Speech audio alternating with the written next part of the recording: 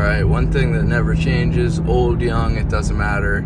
Everybody carries around some form of baggage. And really, the older you get, typically the more baggage you carry around, the more problems you carry around, in other words. And people want to get as far away from people with more baggage. Now, I'm just going to give you an example that you're probably not going to like, but I'm going to give it anyways. It's the only one I could think of right off the top of my head, which is if you're a woman or man, I guess, and you have 3 kids and you're single, that's a lot more baggage. Now, given the choice, let's say you love that person, okay, great, that's one thing, but let's say that you have 2 people that you're dating and they look exactly the same, they're both good looking, and one of them has 3 kids and the other one doesn't. I would say 99.99% of the time, you're better off with the person with the less baggage. And that's true in anything. So as you get older, you want to pay attention to carrying around less baggage, carrying around less weight, having less negativity following you around. You attract what you look for. You attract what you talk about. You attract what you want. Ultimately, not what you want, but what your brain is talking about, what your brain is thinking about, what you're focused on. If you're focused on negativity, you get a lot of negativity. If you're a negative person, most likely you're going to hang around other negative people.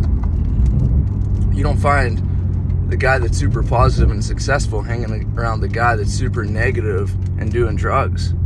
It's the complete opposite person. One guy's heavily motivated, healthy, doing things. The other guy doesn't have it together. I'm not knocking anybody. I'm just saying everybody has a level of baggage, myself included. And, you have to be able to work through that and deal with it. But the point I'm making to you younger people is you don't need to have as much baggage. Be smart about the choices you make.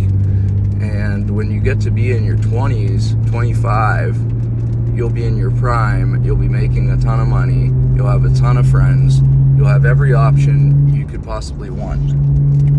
But you could take the flip side to that. You could have no options. You could put yourself in a position to have no choices based on the amount of baggage that you're going to create for yourself. A drug problem is baggage. An alcohol problem is baggage. A negative attitude is baggage. You guys can fill in the blanks. You know exactly what it is. An arrest. You got arrested, that's baggage. You got a crazy mom, that could be baggage.